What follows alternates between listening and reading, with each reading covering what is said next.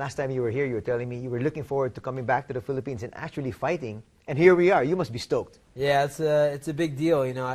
First choice would have been California, but Manila has got the right climate. It's got some sun and some beach, and I look forward to coming out here, setting off the UFC in the Philippines, and starting a long tradition.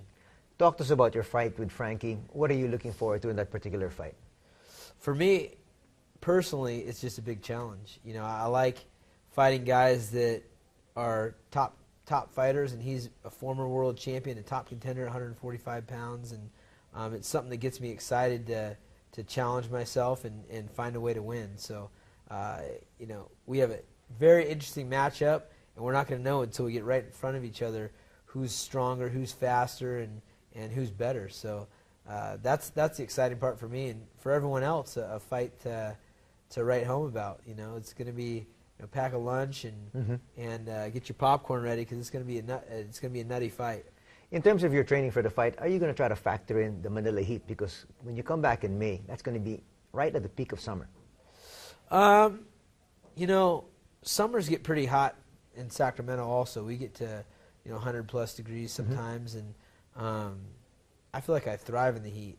So if it's going to be a factor, the other thing I've noticed about countries, Philippines in particular, where it's super hot outside, it's way too cold inside. So I got to find a little happy medium, and I don't think it'll be too bad in the arena. That's a very good point. In terms of you trying to acclimatize to the Filipino weather, when are you coming in? A few days before, about a week before, 10 days? What is your schedule? I've been trying to figure that out, and I was going to wait and see what time we're going to fight. So it turns out I'll be fighting around 10 o'clock in the morning in California, right? Which will be 8 o'clock, 9 o'clock in the evening here. In the evening here. So I'm up in the air whether or not I'm going to go to Singapore a little bit early and train at Evolve Gym.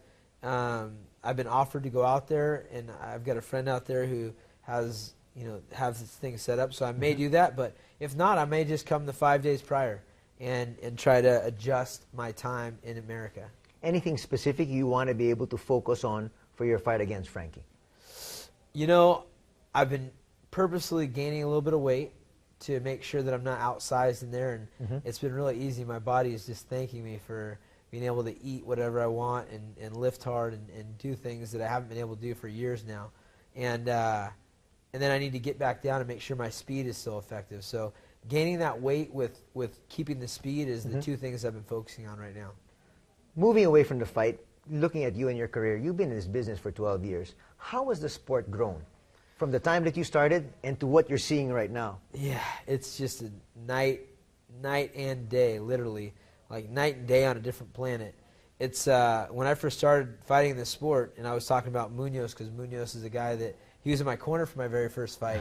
I just had him in my corner because he was my buddy and he was my wrestling buddy, and we were fighting in Indian casinos. It was illegal in California. There was no weight class for me, so I was up 2 weight classes. You didn't want to tell anyone because it wasn't cool. You weren't going to get any chicks from doing that, that's for sure. And I didn't tell my mom.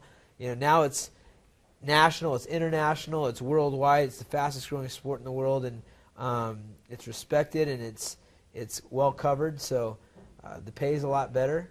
I mean, it could always be better, but it's just changed. It's changed, like I said, night and day. What about you and your fights? This is going to be your 40th fight here in the Philippines.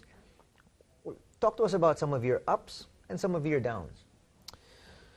What would be the highest point? Yeah. Ups and downs are so funny, because some of my best ups haven't necessarily been during big wins. Wow.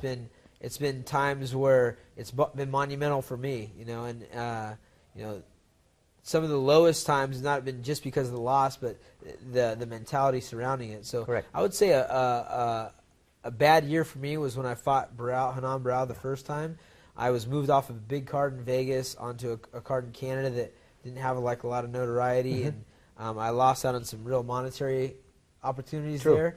And I fought one time that whole year, and that single fight had me thinking about money, and it had me thinking about things that shouldn't matter for me. It never have mattered for me. So I had to take that, and one of the high points was the next year when I decided to go out and have fun. I made sure I got in the ocean a couple times a month. I made sure that I did all the things that reminded me of why I was doing this sport, because you were happy. Quality of life, right? So, that's a kind of a low point was that year. I fought one time, and I mean, it had a good year. It wasn't like a terrible year. I was the coach of the Ultimate Fighter. I won that competition, and but the next year was a big one for me. I went four wins in a row, and was up for Submission of the Year and up for Fighter of the Year, and it was a good contrast that's fresh in my mind. Would you say that the best is still yet to come for Urijah Faber? Oh yeah, and it may not have to do with the fight world either.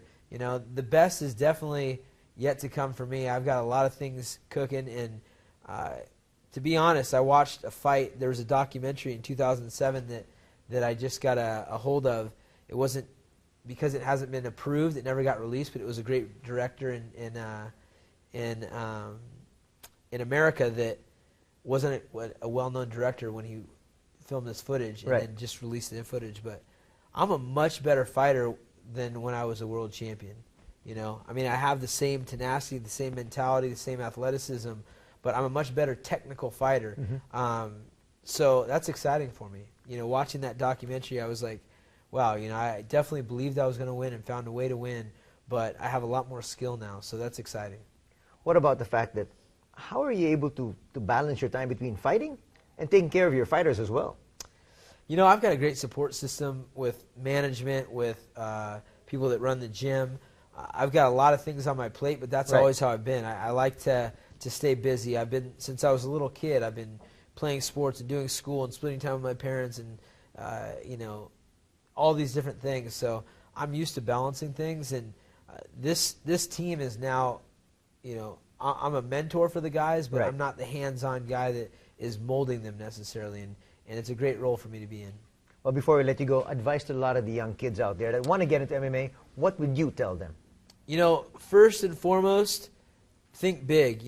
Any ingredient for success, in my opinion, starts with thinking huge, and it's different for each individual. So if there's something that you really, really want in this world, start thinking about it, talk about it, share it with the people that support you, and then you got to find a way. Know that it's not easy, and surround yourself with the right people. If you don't believe you're going to do it, then it's not going to happen. Whether you think you can or you can't, you're correct.